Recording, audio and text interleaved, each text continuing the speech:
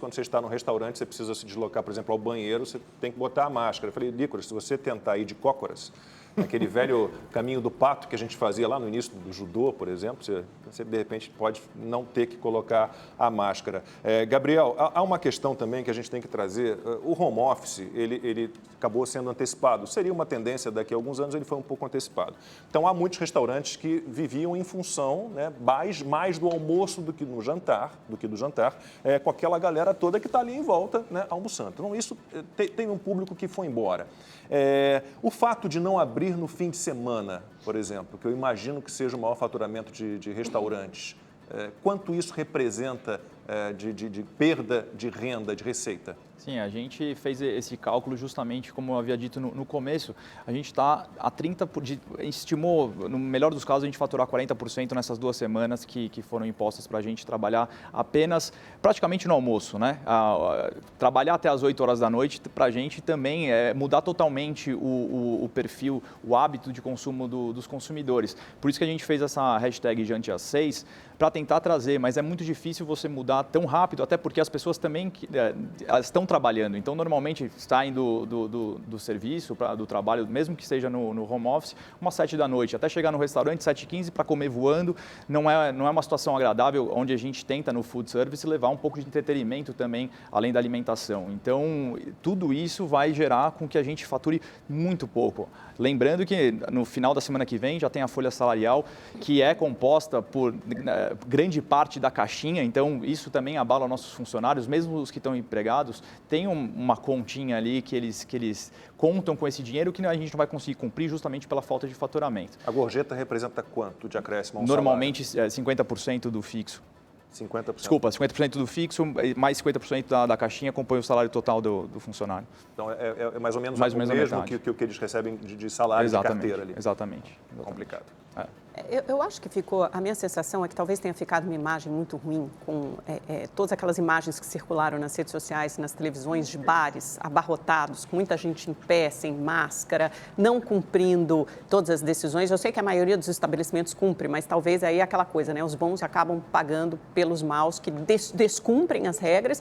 E assim, a olhos vistos, né? Se você andar aqui em São Paulo pela Vila Madalena, pela Avenida Faria Lima, você vê, eu mesma vi bares abarrotados de gente do lado de fora, todo mundo sem máscara e descumprindo as medidas. O que o setor pode fazer? Aí eu estendo a minha pergunta tanto ao Gabriel quanto ao Somuth, para coibir esse tipo de comportamento que acaba gerando um mal-estar grande e repercute em todos os bares e restaurantes. Não, com certeza, Amanda. A gente pega no geral, a maioria dos estabelecimentos estão seguindo as regras, os protocolos desde a nossa abertura.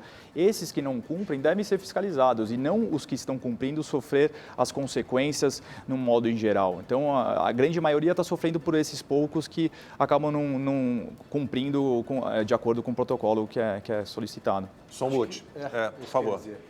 Bom, Amanda, a questão é o seguinte, você quando dá foco no estabelecimento que não está cumprindo os protocolos e faz, como o Gabriel destaca, injustiça com a grande maioria, faz sentido, isso é jornalismo e tudo, mas ele induz a 2 grandes problemas. O primeiro é o seguinte, ao fechar os bares e restaurantes, você fecha estes que estavam não cumprindo e todos os demais.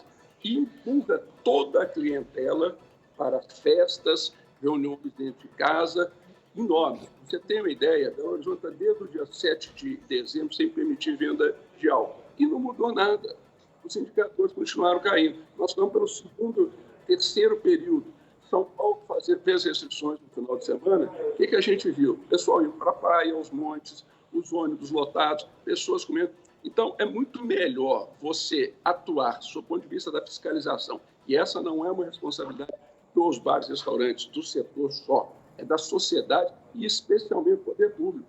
É muito mais fácil você ir num bar que você sabe que está lá na Vila Madalena, fiscalizar, do que você inibir uma festa dentro de casa, conter uma aglomeração numa balada informal, conter as praias. O que a gente vê é o seguinte, o jovem e todo mundo busca algum tipo de diversão, de confraternização, de convívio humano. É mais de um ano sobre isso.